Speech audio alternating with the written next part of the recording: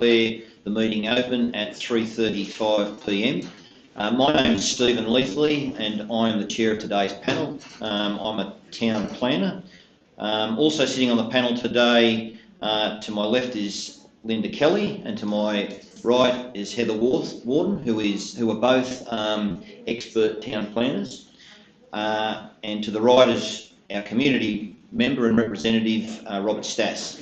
The meeting is being live streamed to Council's website and the recording will be made available on the website after the meeting. I just make sure everyone has their mobile phones turned to silent. Double check, nothing more embarrassing than your phone going off during the meeting. You don't want to be that person. Wingecarribee Shire Council acknowledges the Gundagara and Tharawal people as the traditional custodians of this land we now call the Wingecaribee Shire. I pay my respects to the elders past, present and emerging. I'd also like to extend that respect to all Aboriginal and Torres Strait Islanders who might be present here today. If we've got any apologies.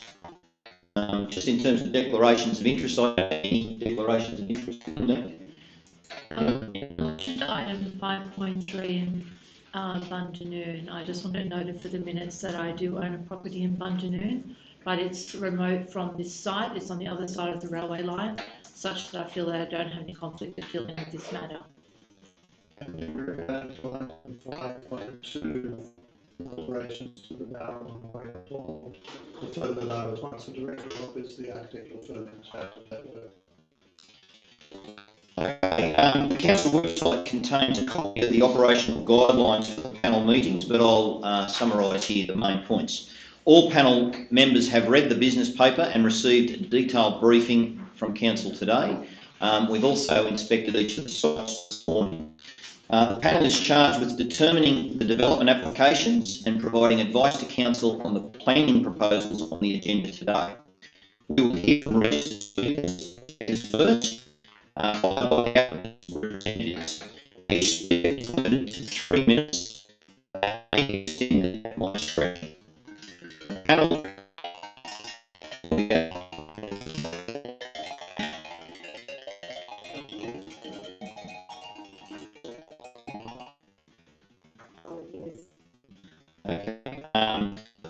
Members may have questions and I might seek a response to any issue raised from the relevant council officer.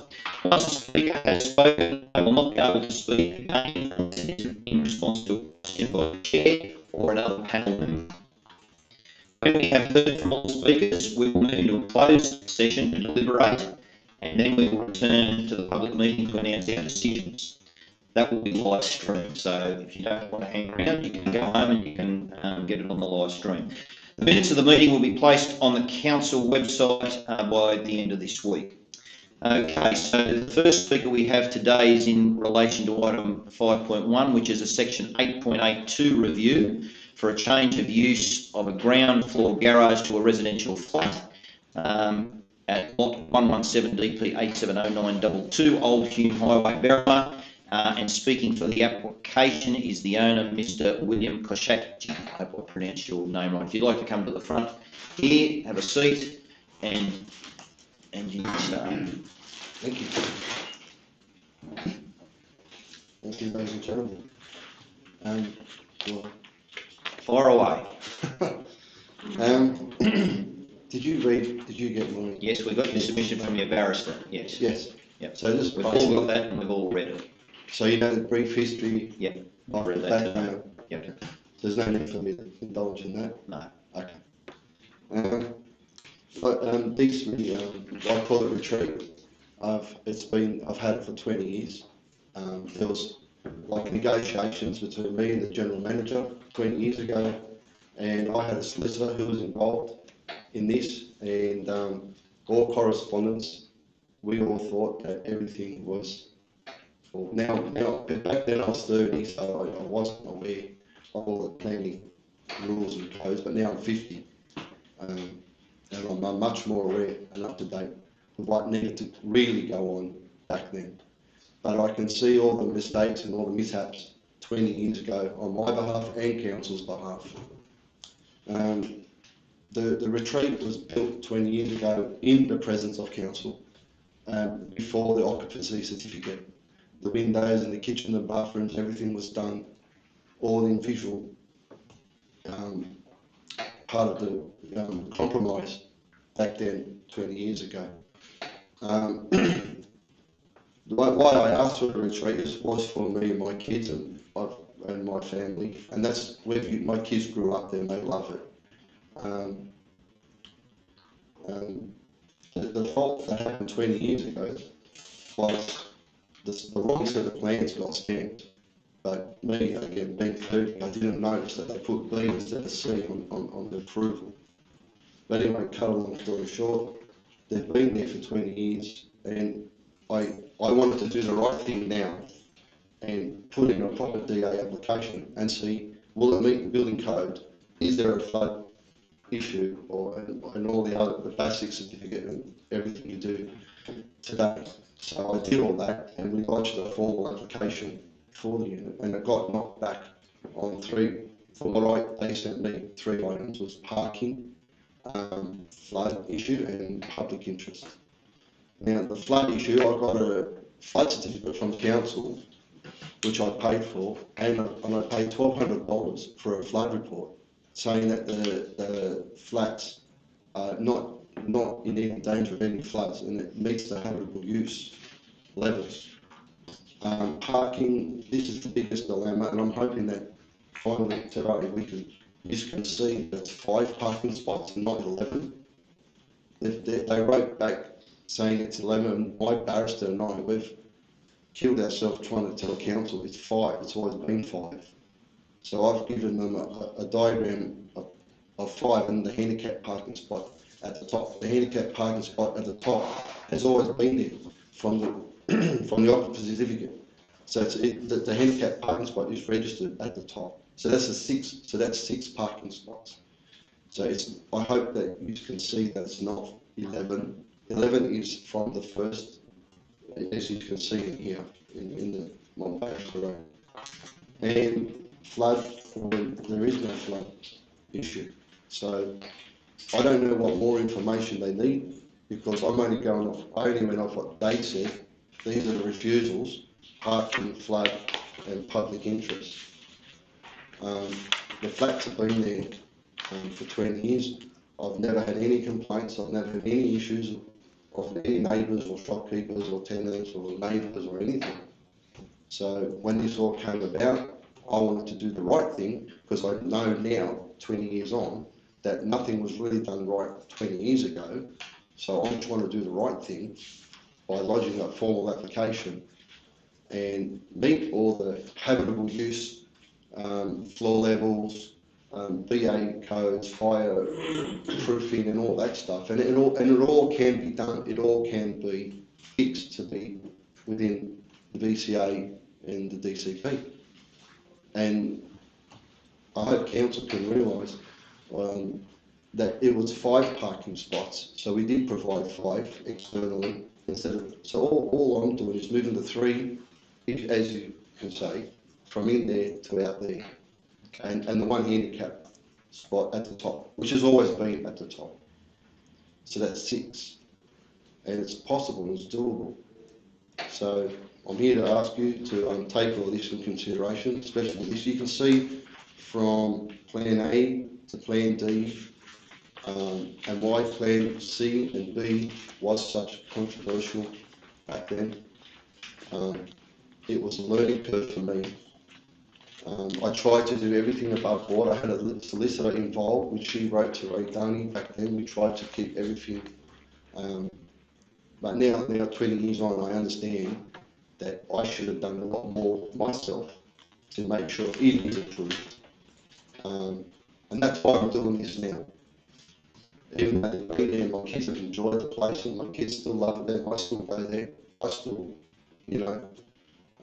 I still want them for my kids and my kids' kids. Burma's a beautiful place. And you saw that if you went there, you could see the barbecue and the tables and chairs and all that. So I'm going to go to the extreme, to wherever it takes, to try and keep these things.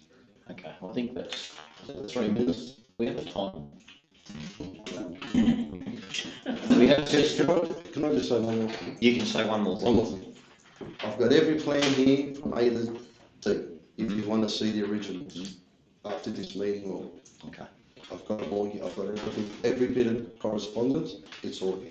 So we're determining the application in terms of what's in front of us today. It's too late to be introducing anything new. Has anyone else got any other questions? I just want to clarify, are you seeking 2 flats down below or one? No, one. But it is 2 at the moment? It's 2 at the moment, but I'm getting it as one, because that complies to the DCP. So and how many, 2, how many units or how many residential dwellings? there's one upstairs in the loft, and this one. And you've been told that that's allowable, Yeah. permissible to have? Yeah, 2? the town, I had a town planner, Scott Lee, he done land environment effects. Yeah, statement of environment effects, yeah. If it wasn't, then I wouldn't be spending all this money, going this far. And the works that you did most recently without approval, what were they? Just tiling on the floor and fireproof. Everything else was already there. Okay, thank you. Any other questions? Questions, Rob? Just have you've read the report? The council's report? Yeah. And you've read the reasons for refusal that have been recommended by the staff for this section 8.2A application, which goes to additional issues. There's extra information there. Yeah, so that basically what this is saying is that the application, it's unclear exactly what is required, what's approval is required. There's inconsistencies in reports and documents and the application itself. That's what they're sort of saying. And what you're saying in the presentation, if I can just clarify as well, is that this was approved 20 years ago, this use. Is that right? It was approved 20 years ago through correspondence. Right. Yeah, that's why if you go... Because I've read the submission your barristers provided, yes, and it doesn't sort of gel with the information that council's got in terms of the modification. that's right. So that's why you've lodged this application.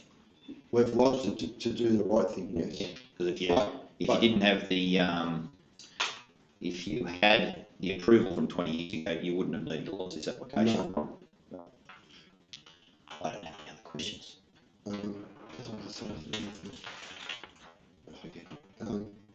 We've got a few people who are getting through. Sorry. Yep. One more. When I did lodge this application, I gave them basics and the PCA report and all the other stuff they asked. Yeah. And then all I got feedback from them was refusal for parking, flooding, and public interest. That's why when you said, did you read this next? So the process for section 8.2A review is that then goes to someone else. So it's an independent review of that decision, right? So that gives you some comfort that someone else has had a look at it, and then it comes to this panel today. We then have a look at that report and we'll make a determination on it from there. So it's completely independent of that original one. And there might be, as happened in this report, there's different reasons for refusals that person's come up with. Thank you very much for your time. Thank you. Our next speaker today, speaking in relation to item 5.3, in relation to DA 21 043. We've got a number of speakers on this. The subdivision out at Bunnoon. So the first speaker is against the proposal is Glenda Thomas, who's a resident out there. Have we got the Glenda, are you there? Okay.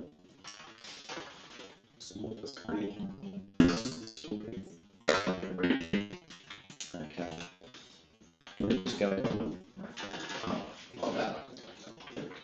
Is there a Glenda Thomas in the house? Glenda, you're up. You're up, Glenda, straight in. Are you ready? What do you want me to speak? Would you like? And Colin Tyson will be speaking afterwards. Samantha, you're going to speak. Yes. Okay, so we've got time. Yes.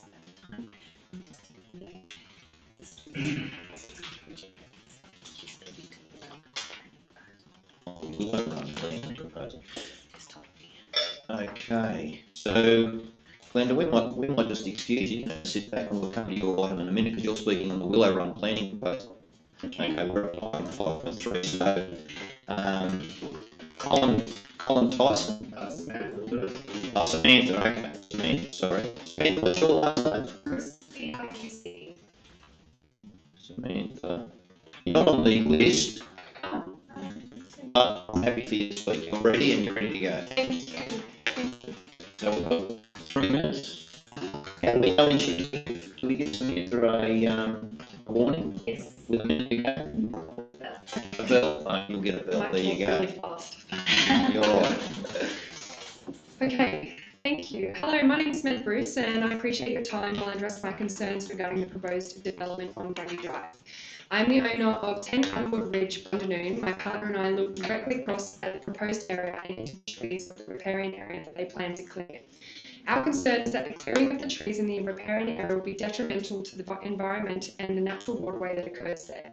This has been reiterated in the peer review by local ecological consultants of BAR 9, submitted with the EPA.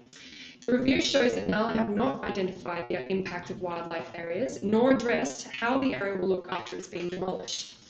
The land is habitat to kangaroos, kookaburras, frogs, wombats, echidnas, foxes, and countless native neighbour birds.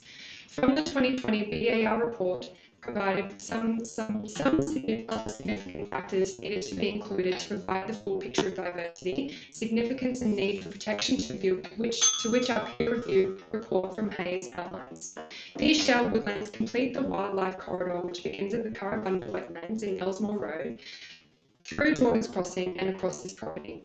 Council has been preserving this area for 30 years and needs to include both these woodlands and the area around them as part of the habitat corridor. Whilst the reports looked at endangered wildlife, which is more than appropriate to do, the more common native wildlife, all of which are protected, such as magpies, cockatoos, parrots, owls, currawongs, miners, wombats, possums, kangaroos, snakes, native bees, form a large part of the biodiversity in these shelved woodlands. The area is one of Bundanoon's main wildlife corridors. It will limit some animals moving from place to place and they won't have this safe area to live in. The removal of all these bush/ecosystem pockets around Bundanoon is actually leading to the decrease in not only biodiversity but also genetic diversity within the species. In 2006, it was noted that the Works and Planning Committee meeting with council regarding a proposed subdivision of this land that the MP and WF made the following comments on the matter at the subdivision stage in correspondence received by the applicant on the 27th of February 2004. Quote, Southern Highlands shale woodland is restricted to the Southern Highlands region of New South Wales and is a highly fragmented community. Furthermore, several sub-communities may be recognised within the endangered ecological community, one of which is found in the property in question and appears to be restricted mostly to the southwestern parts of the Highlands. TC advised that all remnants of Southern Highlands shale woodlands are of conservation significance, and remnants such as those present on the property are particularly significant both because they are in excellent condition and because they are representative of one of district's sub-communities. How much you got to go? One more page. Take it a little while. Summarise it up. Okay, the bottom line is that the developers or others shouldn't be permitted by council to clear whatever they like and buy biodiversity offsets. It must provide far more information and options to why they can't avoid the clearing that it seeks. I can tell you that the 2010 publication that uses mapping from 2003, so it's very outdated. They could have accessed 2017 fine scale map from council if they'd asked for it. This has a huge impact on their work, but would be more accurate. The destruction of these trees is to be offset under the biodiversity offset credit scheme. The peer review ecologist advises that under the Biodiversity Conservation Act 2016, developers should not be permitted to clear whatever they like and just buy biodiversity offsets. The big issue is that the BDR does not survey and map hollow-bearing trees and says that it will deal with this clearing and that any destroyed will be replaced. It doesn't specify the future of retained areas, example, Council Reserve. If this is appropriately conserved in law and through management, it can be regarded as being retained and future applicants could seek to clear or further damage it. I ask Council to consider the significance of these sheltered lands that are restricted to the Southern Highlands, and particularly this area in which are endangered ecological systems, take into account the endangered wildlife, the devastation of our bushlands with the most recent fires, and the increased stress and competition that our native animals and birds are now experiencing, and therefore I do not approve this subdivision in this form. Thank you. Thank you, Celine. My pleasure. Questions?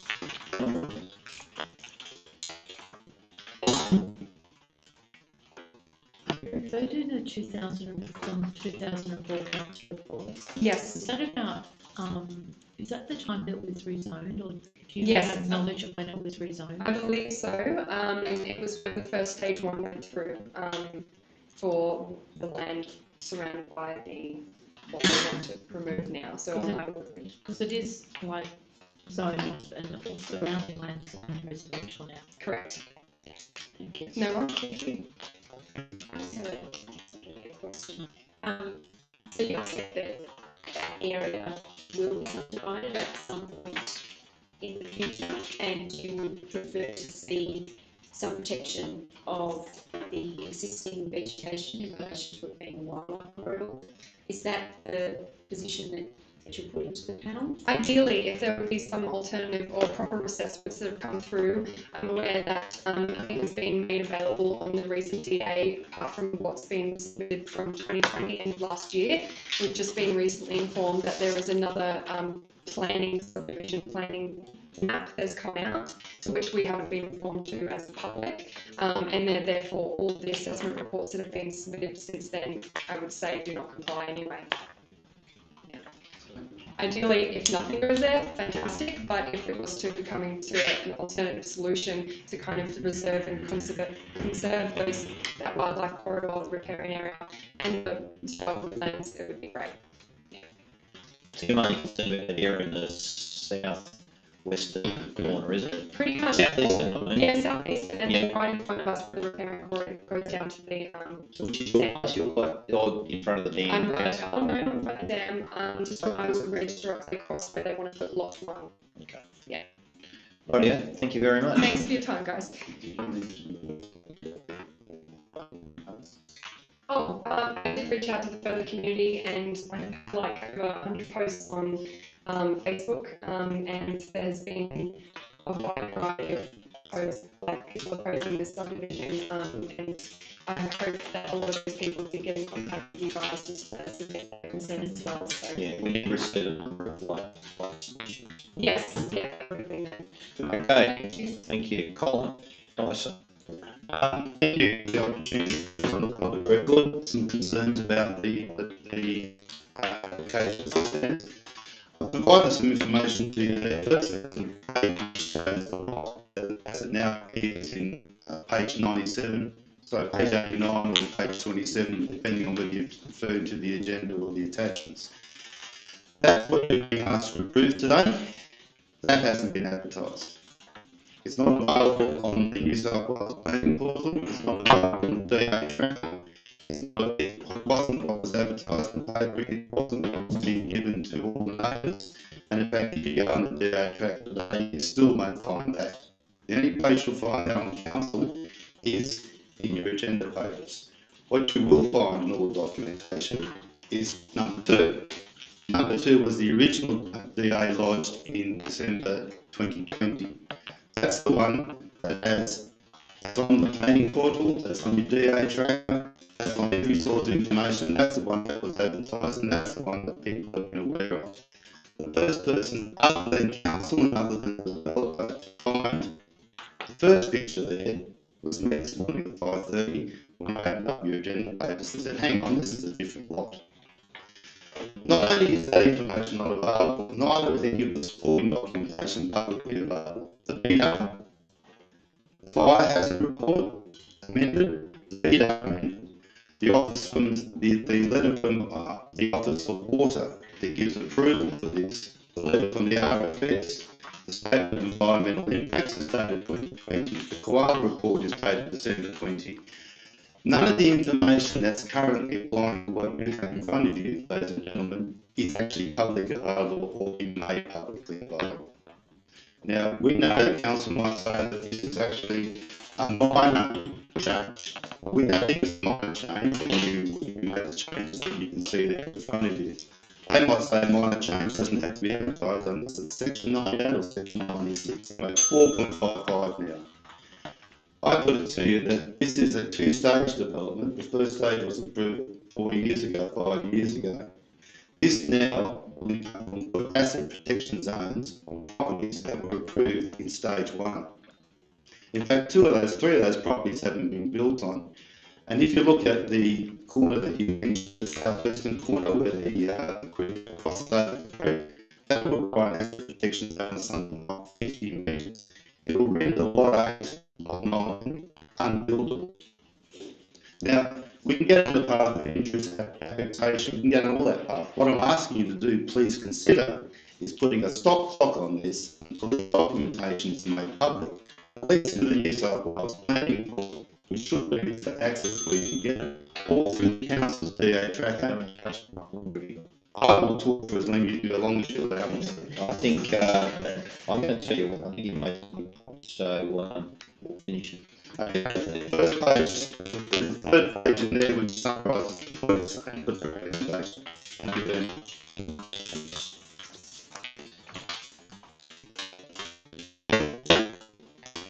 So just confirming, you've never seen that plan before, that was not notified to anything else.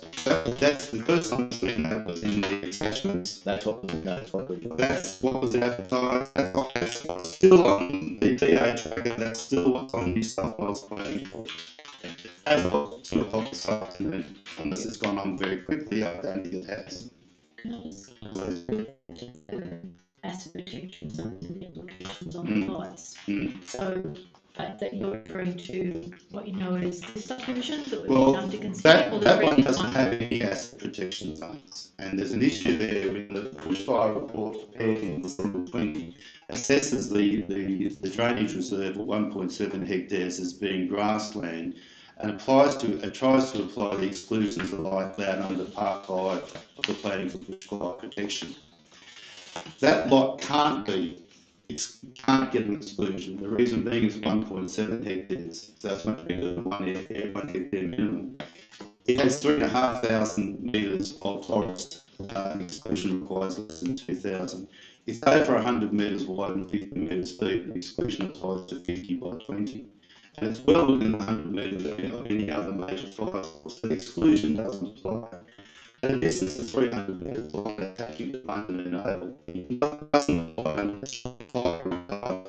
So the exclusions they're trying to apply are something like 10 and 14 metres back to grassland. But when, as per the vegetation management plan, which also hasn't been published and made available, but when it says in the VR, in the bushfire report and the statement of environmental effects, that area is to be regenerated. Sorry, revegetated, not regenerated. Now, there's nothing in what you have in front of you or what I've seen that shows what that revegetation will look like.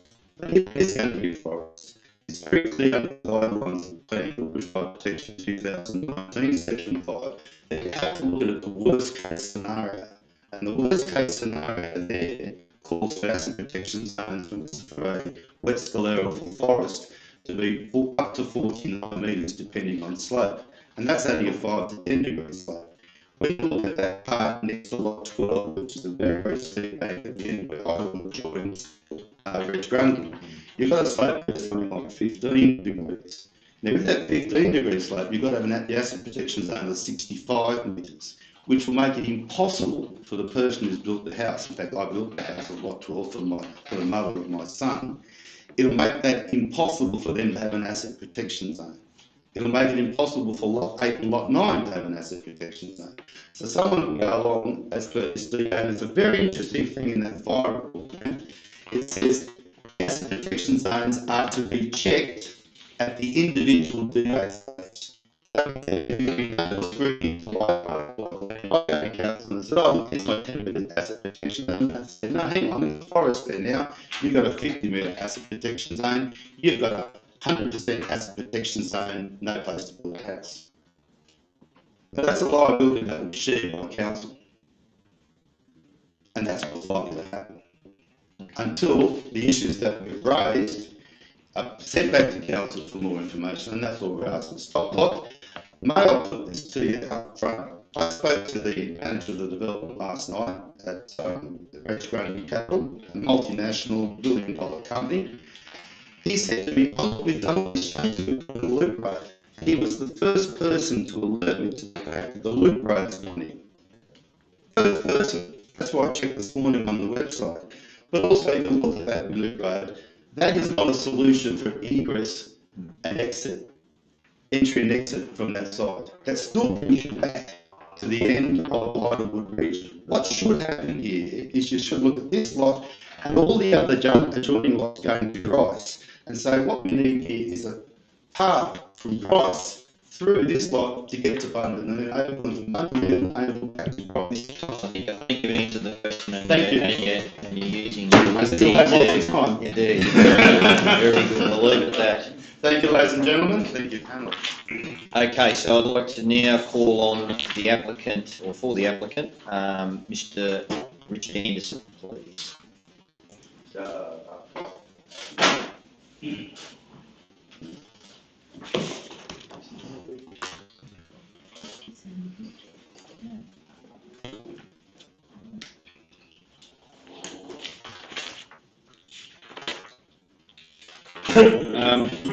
I'd like to thank you for the opportunity to speak on behalf of the applicant, RG Capital. My name is Richard Anderson. I'm a civil engineer of Civil Development Solutions. I've been working on the application for the last 2 years. I've been the main point of contact for council through the assessment process.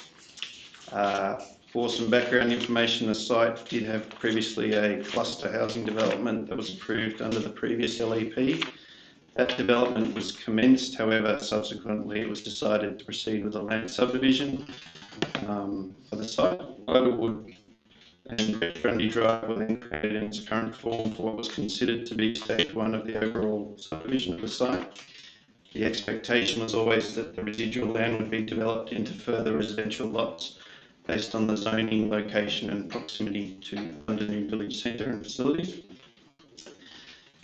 The owner engaged Nala Ecological to undertake the biodiversity assessment at the instigation of the site planning process, and the ecological study was carried out over an extended period, including seasonal fauna studies in accordance with the requirements of the Biodiversity Assessment Act. The report has been reviewed by Council's ecological consultant and updated to address comments and also consider a revised layout, which has just been brought up. The proposal includes larger lots to allow for the retention of significant vegetation in the northeast part of the site and the riparian area, and also certain offset credits to be applied for areas of vegetation to be impacted. We note the assessment and offset consideration includes a worst case impact of asset protection zones and associated dwellings. The actual extent of any clearing on each lot would be determined by the final house positions and corresponding APZ requirements. It's likely many trees can be retained within the lot subject to those assessments at time of dwelling approval. We do confirm there have been some modifications to the layout and additional plans and report amendments that have been requested and provided since the application was made in December 2020. The layout changes were primarily required to be made to satisfy the requirement of the RFS assessor so as to provide a loop road within the development. The council also requested that proposed reserves be consolidated into the residential lot areas. This was the land around the dam and the first order drainage line which forms the riparian zone. Revised layouts and associated updated reports now council and state matters which have resulted in concurrence conditions and the council staff approval recommendation. We welcome the council staff recommendation for approval for the development. Okay. Any questions? What happens with the dam that's on lot number? How does that work in a residential R2 zone with a dam on a property like that?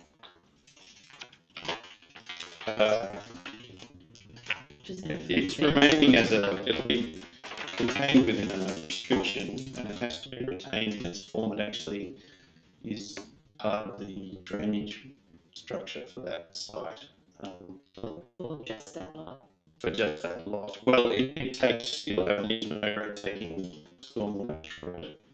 We proposed it as to be a council reserve, drainage reserve within our original DA, and that was sort of always thought to be the case, as that's how it would work, but council don't want to take it on as a reserve for their management, so we had to incorporate it into the lot. There'll be a restriction over that dam saying it can't be altered. Is that reflected in the conditions? Do you know? I think it is, In yeah. reference to the easement? So it's really... The easements have been shown on our drainage concept plan. So it's really, it forms part of the stormwater infrastructure for the whole It does, subdivision? for the whole subdivision, yes. Right. Which was actually our preference to have it as a drainage reserve. However, they, in the last negotiations or discussions with council, they asked for it to be put into the lot. Mm-hmm. Was there any consideration of doing a community type of subdivision and putting it in as a community one? No. Community title subdivision would be quite difficult, I think. There? Yeah, was that? I don't think that having that as a community lot would be something that purchasers would be willing to take on. It's a very unusual situation. Because that line will then be burdened with that, with that responsibility. There's a lot of responsibility on that one line to implement a vegetation management plan, whatever. It is a difficult one. It is. And maintain the stormwater infrastructure. Yeah. For the whole Well, the subdivision. stormwater infrastructure within the lot is not a high level of maintenance.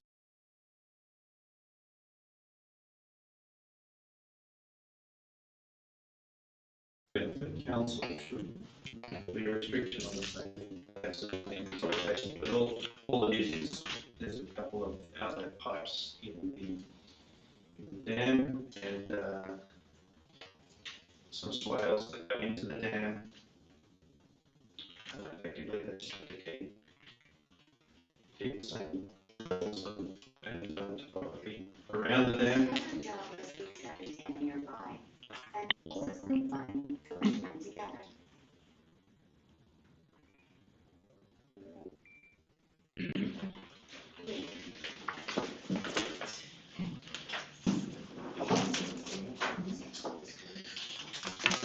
Any other questions? Can I just ask, did you have any comments or response to the issues raised by the objector regarding the suitability of the lots once the APZs are applied? I don't, that hasn't been flagged to me today. We've had the bushfire consultant's report that's been assessed by the RFS and they've been deemed the asset protection zones to be appropriate. I'm not a bushfire expert, so I can't say that that's... It's got GTA, so from the RFS. So the RFS Yes, is signed yes. off. There was a lot of back and forth with the RFS Yeah. on this one, predominantly about the access, but also about the asset protection zones. Yeah. Okay, just in terms of council staff, can you confirm Mr. Tyson's submission that this application, that current design wasn't placed on the notification for the residents? Able to confirm that one way or the other? You're able to confirm that the second the amended proposal for design was placed on notification to adjoining owners, as Mr. Tyson said it wasn't. Yeah, I don't know if we did do a second round notification. Was there a reason for that at all? It may have been because we were improving environmental outcomes, which is what was referred to on the speakers earlier, under the community engagement strategy, which was actually, they were trying to respond to requirements from the Rural Fire Service to try and make it a safer development by adding in the Lead Road. I have just made a comment on the website now, so if anything comes further from this meeting, or if it gets to further, the public will be able to see that on here. Okay. Just note the road was also taken up to the boundary where it could be linked back to Grass Drive. Yeah, so the one issue that I was interested in, thanks for bringing that up, is the level of that road going to be? They're going to be cut or filled that road through there, is that right, on the adjoining side? Up there, it should be 21, basically, next to lot 21. yeah, where we've come across through, there's actually a little note on the plan saying, a possible future road link. Yeah. The level there is quite good. It's the rise, and that you could go straight in. It'll be at grade, Yeah. current grade. Yeah. That could. You explained fairly well. So if we were to put a condition on that road had to be at grade, that would be okay. Yeah, we could be at ground level at that point. Yeah. Okay. Rightio. Thank you. Okay.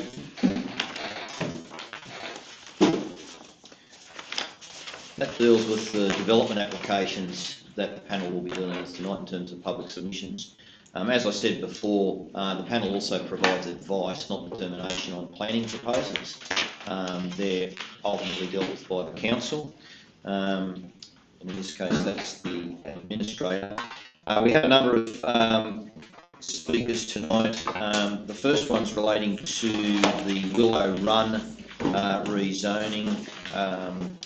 And speaking for the applicant is Mr. Scott Lee, and the owner, Mr. David Dumbier. Mr. Lee, would you like to speak first? We have your submission with the alternate recommendation. Thank you. Great. So we've got that. She's arrived. She's speaking for Willow Run. She's speaking against it. Okay. What we might do is, before we call you up, we might let the objector speak first. My apologies. No, my apologies, because thanks for Lisa's just reminding me. Glenda Thomas is going to speak first, the resident. Sorry, Glenda, I bumped you off before and then forgot about you. Okay. Oh, my apologies. That's no problem. So, you're here to talk about the rezoning at 105-119 Bong Bong Road, Mittagong. Willow Run, that's Willow right. Run. So thank you, members of the panel, for the opportunity to speak to you and for listening to my concern, which is mainly the disappearance of that open green space around Renwick that is Willow Run. Okay.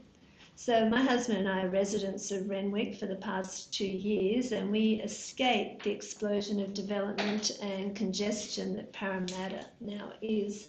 So why did we choose Renwick? Because yes, it has many grey rooftops, but they're offset by the open, spacious green surrounds of the countryside, and so I'm grateful for that. And so having the Willow Run there as part of that, and the view up the hill of the range, again offsets the number of houses in Renwick. We don't need Willow Run rezoned and more houses bleeding into the natural scenic landscape that contributes to the quality of living we have there in Renwick, and what helps make Renwick such a desirable and relaxing place to live. So we love looking up at Willow Run and up at the range from our window, and walking the dog beside it and driving past it along Bong Bong Road to Mittagong. This is why we chose Renwick, because I can enjoy the countryside on my doorstep. But sadly, this is under threat and greatly concerns me. If Willow Run is rezoned, it will simply be the beginning of, little by little, more and more encroachment upon what is precious rural scenic landscape for all Renwick residents and locals to enjoy. Like the outlooks you get from Old South Road, Willow Run along Bong Bong Road is also worth saving for its unobstructed vistas that enhances our quality of life here. Please don't diminish and obstruct this natural landscape by rezoning it for future housing.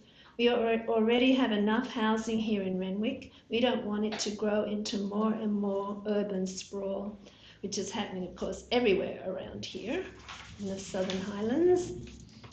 Please don't add congestion with more houses, more people, more traffic along narrow Bong Bong Road in and out of Renwick, and more storage for the Middlegong sewage treatment plant to cope with, which is now at capacity.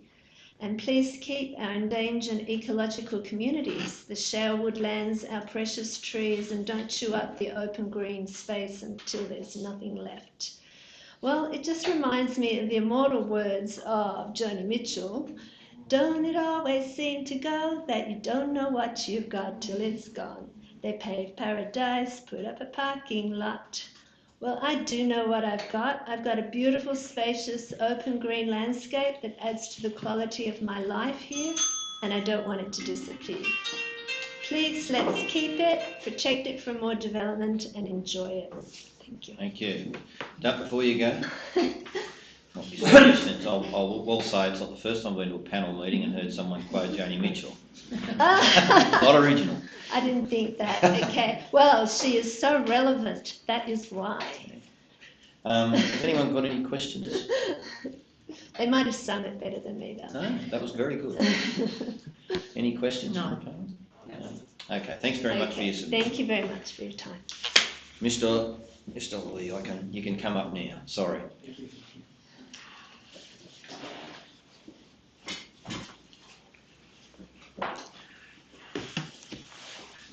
Thanks very much, Mr. Chair. I promise no singing from me at all, and I apologise if I'm squinting a little bit. I've lost my glasses, so All right. I think I'll be okay. But thank you for the opportunity to talk to this particular item.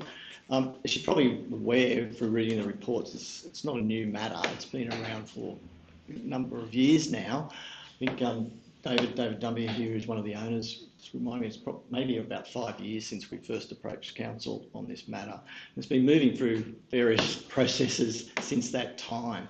So from our perspective, it is disappointing that we've got to today with the recommendation that it just be stopped. So that's hence the reason why we're suggesting to the panel that they might consider an alternative recommendation to keep the planning proposal moving in the right direction, what we consider to be the right direction, and on the basis of us being able to demonstrate to the council and particularly Water New South Wales that their major issue of concern, which certainly comes out through the reading of the report, which is a concern about neutral or beneficial effect on water quality, can in fact be satisfactorily addressed. We can do that. One of the reasons we can do that is because what council has said to us is that the appropriate development here is large lot residential. So it's a low yield from a large site area. And that allows us, in our mind anyway, to be confident that we can address adequately the issues that are associated with the NORBE test, the neutral beneficial effects test.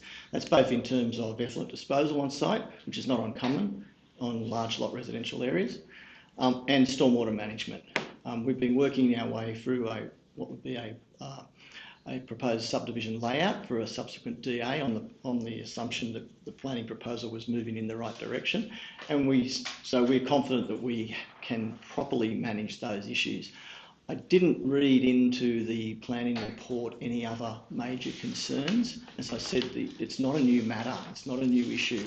All of the considerations about visual impact, about ecology, about heritage have been addressed previously and ongoing through this process, and I'm not aware that the council is raising major concerns about that. It seemed to me that it was purely and simply a problem at the moment of timing, in that the capacity of the Middlegong treatment plant is close to capacity, if not at capacity, from what council has said, but water quality can be maintained in other ways, and that doesn't preclude in the future connection to the sewer if that was deemed to be the most appropriate outcome. We just think it would be a fairer outcome, given the history of this process, that we be able to continue moving forward, and we believe we can satisfy ultimately the Water New South Wales's water quality and council's water quality concerns. So happy to take any particular questions you may have about that, but we think that's a better and fairer recommendation to be putting back to the council. David, do you want to say anything? The only thing I would add to that is that we have worked with council on many iterations of how we could work on the property.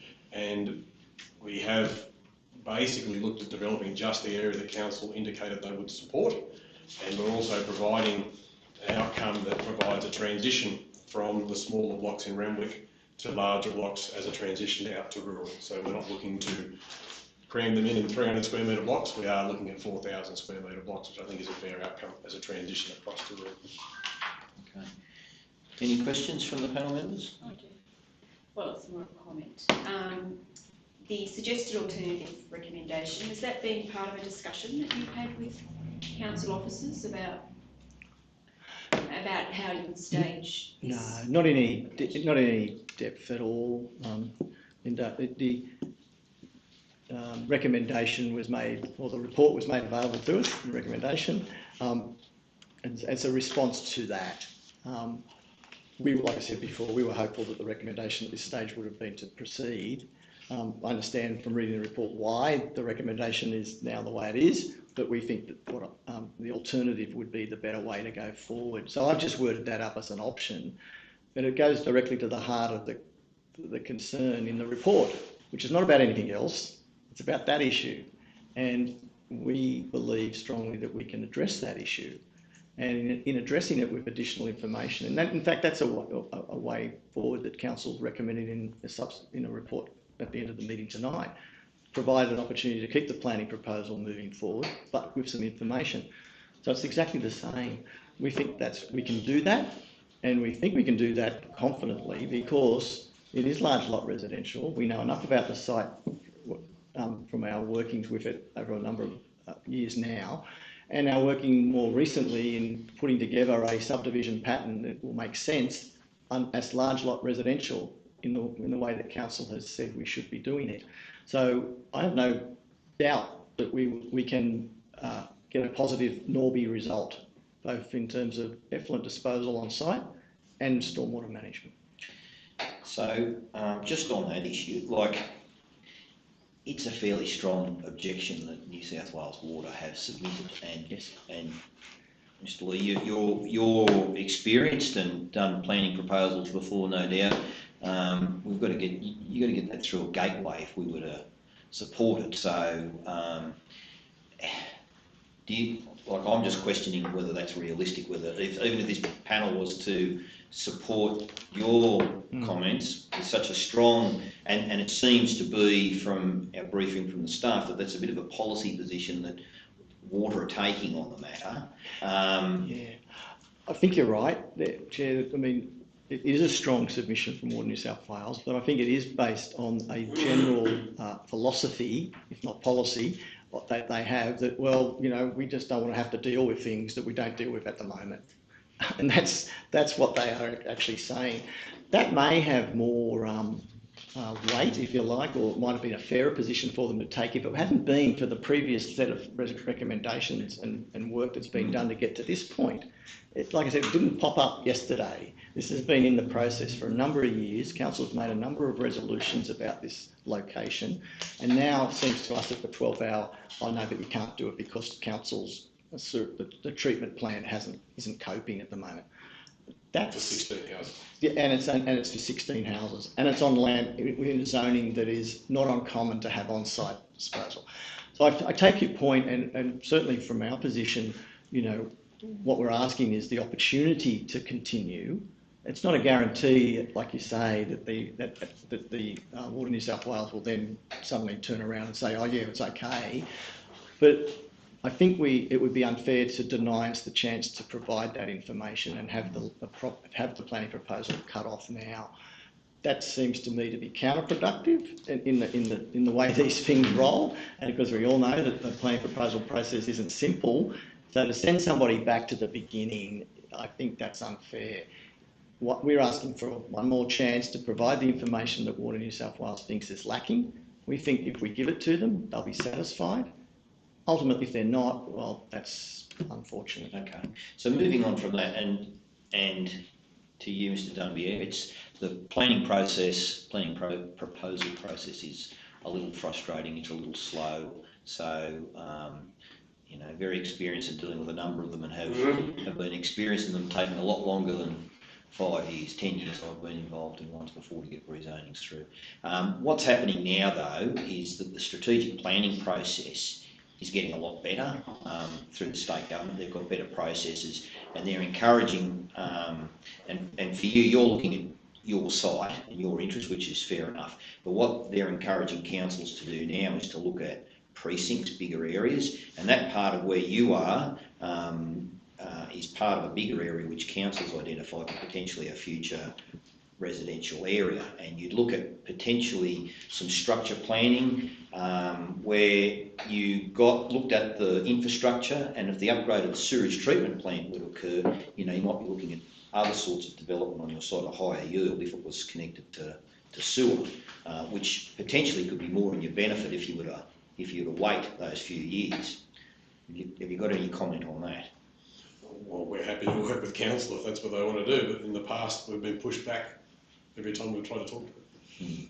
So this process is just something that's literally come out in the last 3 months, this structure planning process. So a lot of the times what would happen is a lot of these big issues, big ticket issues, get kicked down the line to when you get to the DA, you get a rezoning through and you get a DA, and then you find, oh, we've got a servicing problem and we can't get the GTAs from New South Wales Water or what have you, and then you've got a problem. So flipping it round and requiring it to be done, more of that strategic planning stuff to be done up front, which is a bit painful for you because you've already been in the process for 5 years, did you say? Oh, it's been more than that, but yeah, at least 5. Yeah.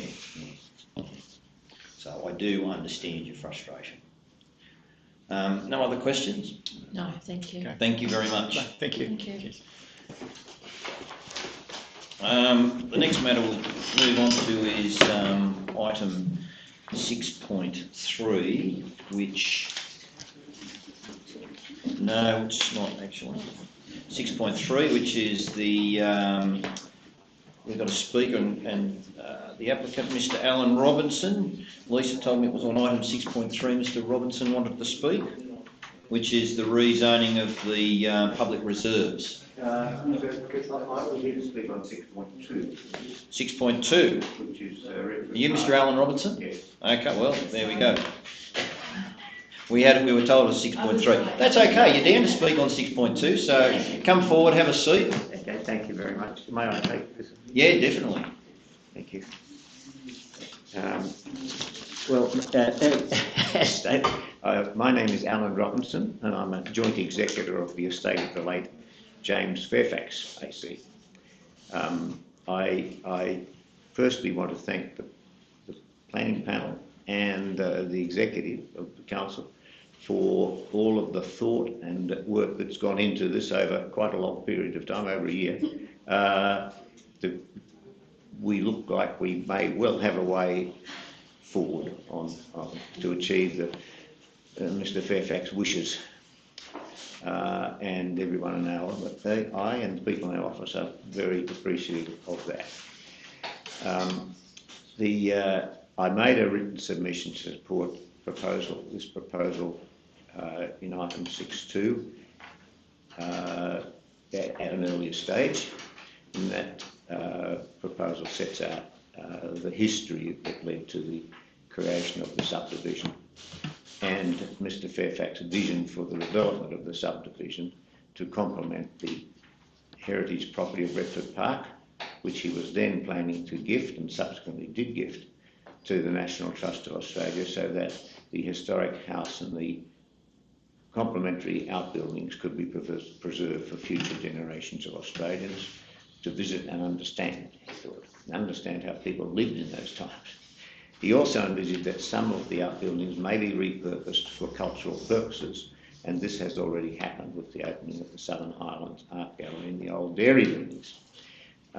He envisaged these things, and perhaps others too, would be for the benefit of the whole of the local community, as well as the people who might live there. He planned that all of the lots in this area should be at least 1,000 square metres, and that the architectural and siting of the houses would complement the nearby historic mansion.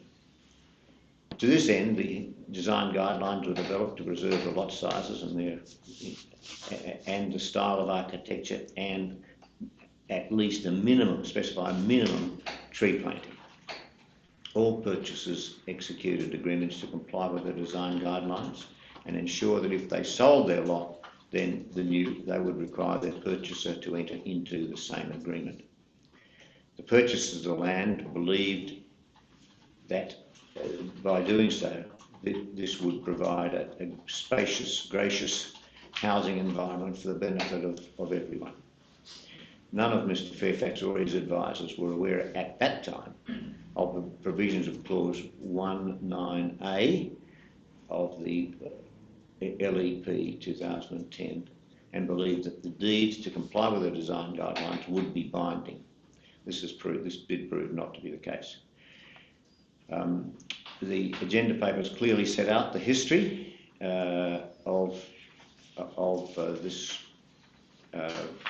project, and there's been the search to make the design guidelines binding, basically by amending the LEP or perhaps the DCP.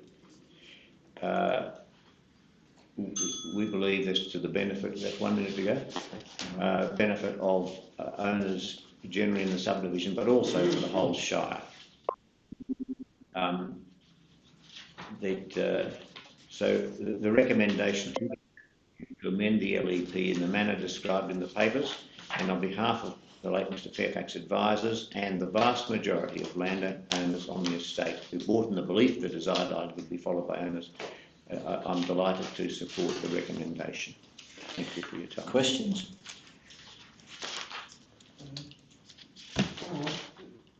The number of lots that are affected by this is about 3, isn't it? Well, it's 150. That are unbuilt on, you know. Unbuilt on. I can't give you a running total, but it's a relatively small About number. 3 lots. 3 or 4, yeah. And they're affected by a covenant, of purchase of sale covenant, which prevents them from building dual occupancies. They have entered into agreement that they said they would not. It's not dual occupancy. It's just that they would not subdivide the land. Yes, they entered into agreement that they would not do that. And is that a binding agreement? Well, we felt it was, but because of clause 1.9A, it's proved to be not binding. But we felt at the time, we understood at the time it was binding. So. And you've taken legal advice that it's not binding? We have received legal advice as a result of an application by a company that has actually built to subdivided 1 lot, but we received advice in relation to that matter that it was not binding because that provision allowed the subdivision of quarter lots of 1,000 square metres on certain conditions. Now the conditions to me are very clear, but the lawyers don't find that the lawyers find that what was proposed complied and with the conditions. Conditions were basically that it must not have a detrimental impact on the immediate neighbours and the area. And if you put 2 very large houses on 500 square metres each in the middle of houses on 1,000 square metres, there's an impact. Disappoints me every time I look at them. The legal advice is that... Legal advice is that they're allowed to do that because of clause 1.98 of the LEP. Thank you. And so this is to overcome that problem. Overcome from my point of view. Okay. Any other questions? No. I do. So, so I can clarify what you're saying. Are you concerned about the subdivision of the lots or the design of the building? No, I'm concerned about the subdivision of the lots. In our opinion, it impacts on the streetscape and the whole area if you have 2 houses built very close together where all the houses are a bit better spaced. So, sorry to labour the point, but if you had 2 houses on that corner lot but they were not subdivided, would you still be concerned about it? Yes. So it's not just the subdivision itself that you're concerned about, it is the built form that you're concerned about. And you think or you understand that the design guide that is part of the purchase agreement Yes. would prevent that built form occurring? Yes, I'm relatively certain about that. Thank you. What's the zoning of this land?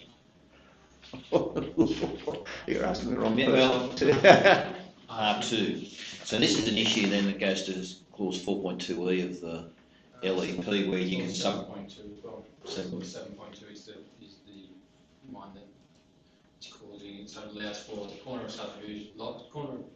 subdivision of dual occupancies on corner lots where it's not otherwise permissible in the LEP. Right. So it overrides the other clauses in the LEP and facilitates the subdivision of dual occupancies on corner lots, provided the lots are a minimum of 1,000 metres squared and have connection to reticulated water and sewer. Sorry, put you on notice, but was there any consideration given to actually amending that clause instead of clause 1.9 and eliminating this estate from that provision? Good question. The planning proposal is in response to a resolution of council, so it wasn't initiated by the staff. It was based on a petition, my understanding is from the landowners and the representatives, which had advice to but it had legal advice attached to it. The council resolved to progress a planning proposal on this basis, and we are simply implementing that resolution. I understand. Thank you very much. As long as it can be fixed, we don't actually care the details. But our lawyers, we did get legal advice, and they suggested this was the answer. And I know no better. Yeah, well, you know, Mr. Robertson, you get 10 laws, you get 10 different opinions. And we've got planners up here today. I thought it was 11. But, yeah, thank you. Right, 11. Thank you very much for your time. Okay, our final speakers today are in relation to item 6.4, which is a planning proposal at Balmoral, I believe, to enable an educational establishment, and we've got Scott Lee and Chris Kirikou. No? Kiriakou. Sorry? Kiriakou. Kiriakou. Very good. Thank you. I found my glasses. You found it. Good stuff. Yeah, very good. Thank you again, panel, for the opportunity to speak. Won't take up too much time because we're speaking in favour of the recommendation, which is to enable us to, or enable the planning proposal to proceed, subject to some further work, particularly in relation to bushfire.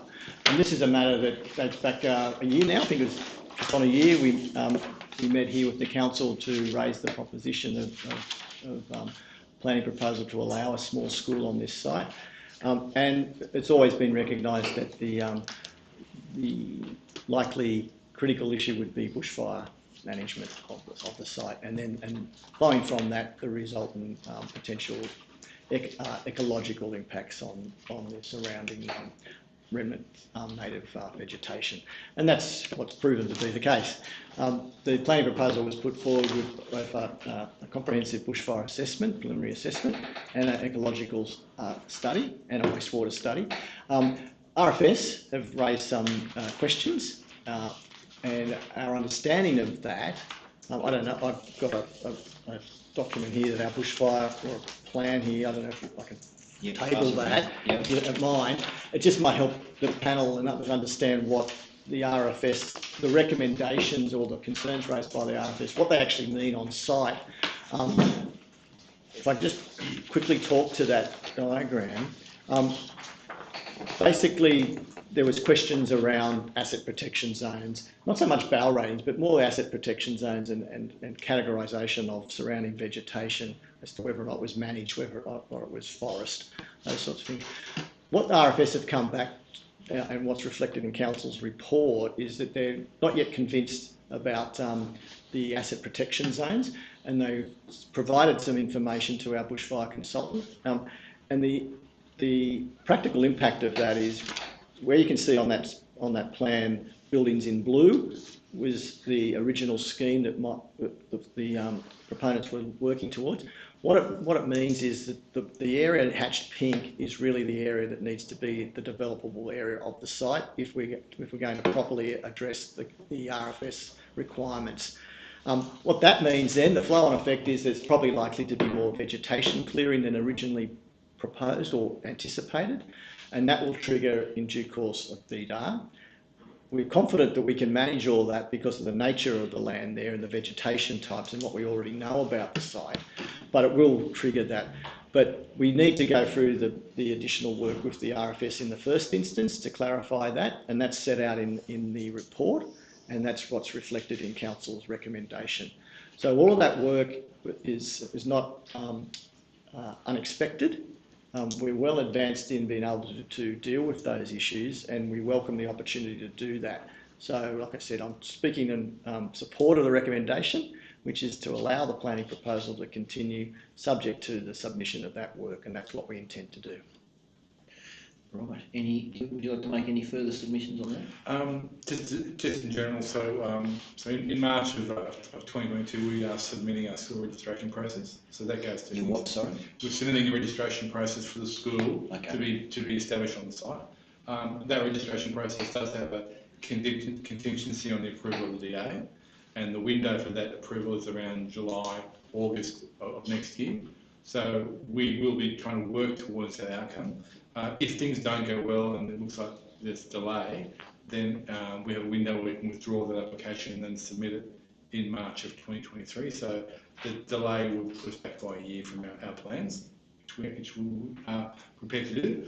But at the same time, we'll work as quickly as we can with council, the RFS, our fire consultant. We're trying to resolve the issues, come back with all the recommendations adopted, and adjust our plans appropriately.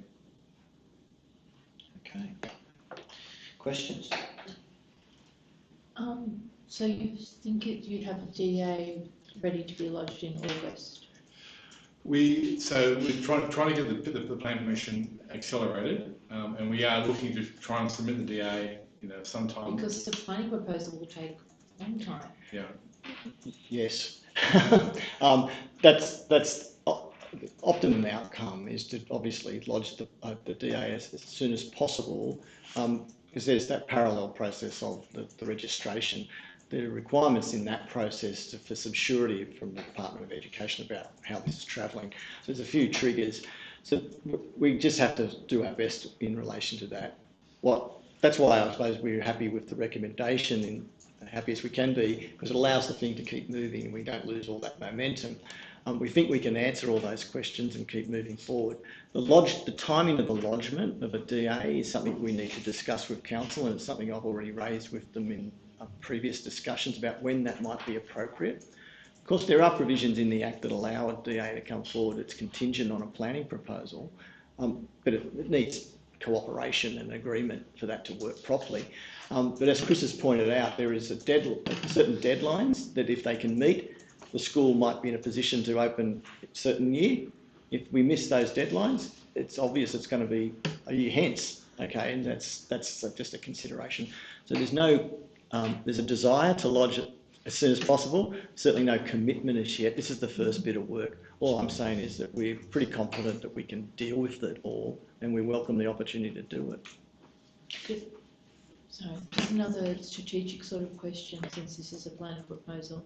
The site is quite remote. We did go out there this morning, and obviously it was heavily affected by bushfire, I presume in the 2020 fires. Yes. Strategically, what comfort do we have that the site is suitable for a school, young people, increasing the population of people in this fairly remote area?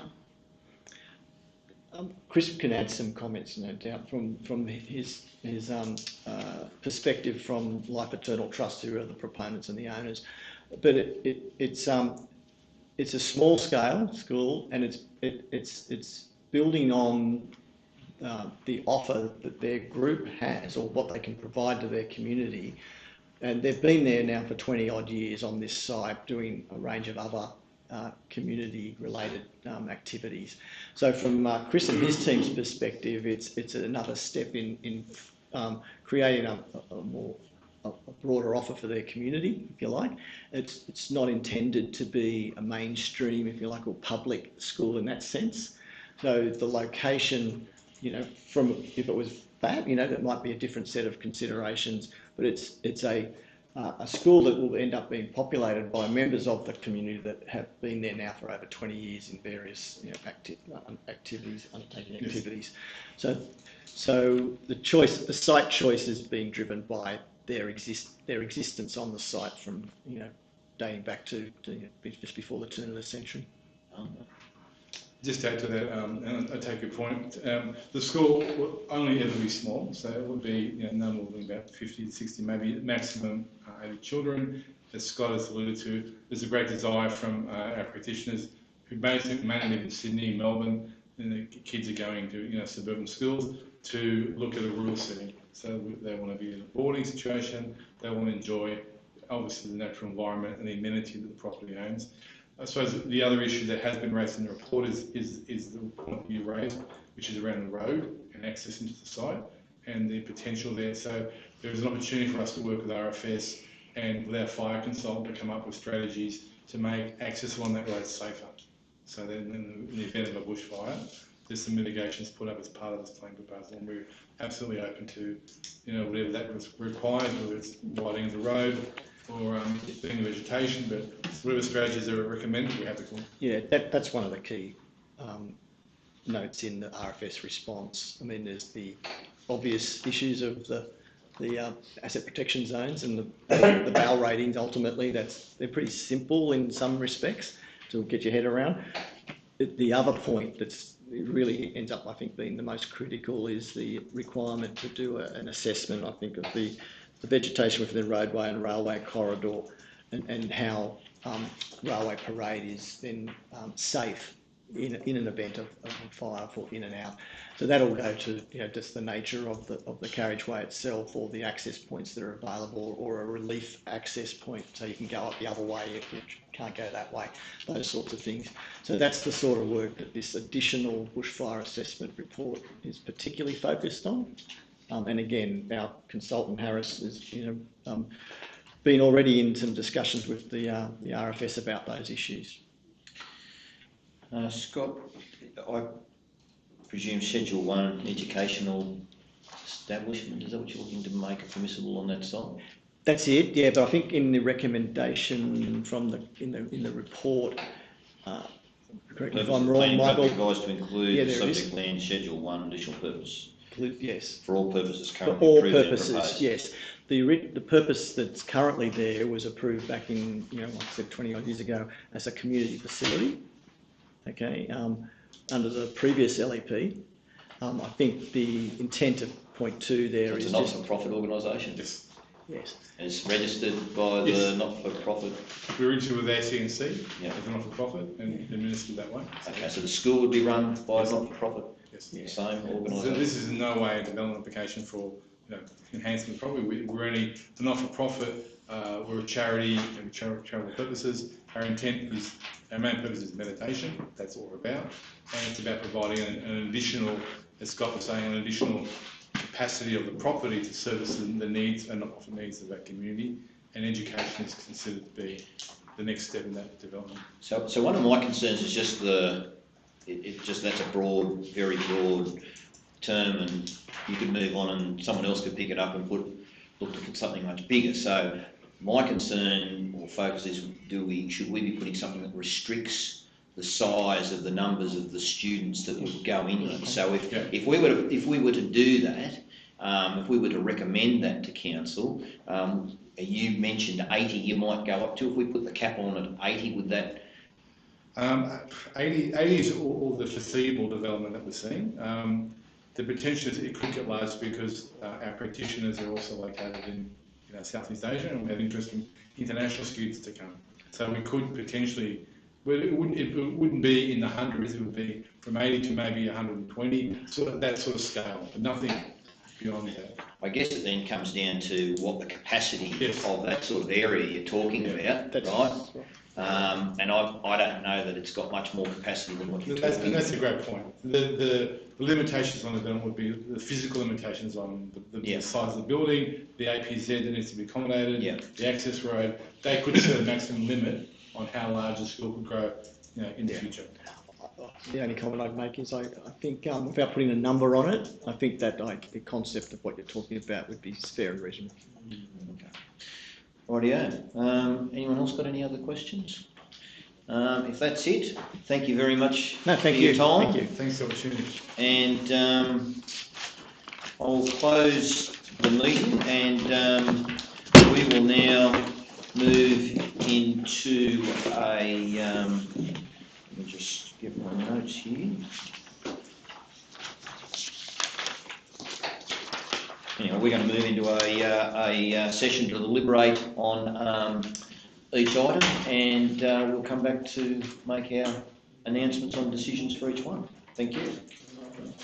I don't want to do anything improper, I just wanted to say that I reviewed the application that we put through for Bong Bong, and it is quite clear